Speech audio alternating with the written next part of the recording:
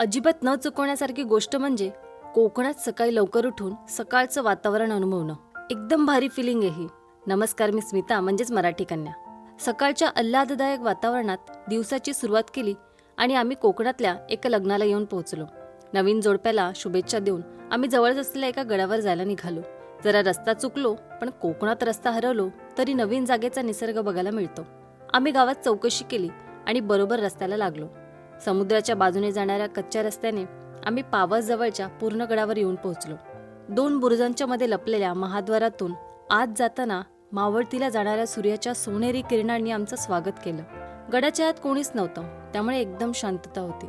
इतिहासात रमायला आणि निसर्गाचा मनमुराद आनंद घेण्यासाठी ही परफेक्ट जागा आहे. पूर्ण गड एकदम छोटा पण खूप सुंदर गड आहे.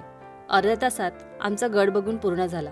इथे एक दरवाजा आहे, त्यातून बाहेर पडल्यावर समोर अथांग पसरलेला समुद्र बघता येतो. एका ठिकाणी निवांत बसले आणि समोरच्या लाटांचा न थांबणारा खेळ बघत दिवसाचा शेवट केला.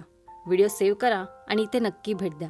भेटूया पुढच्या व्हिडिओमध्ये. तोपर्यंत ओके, टाटा, बाय.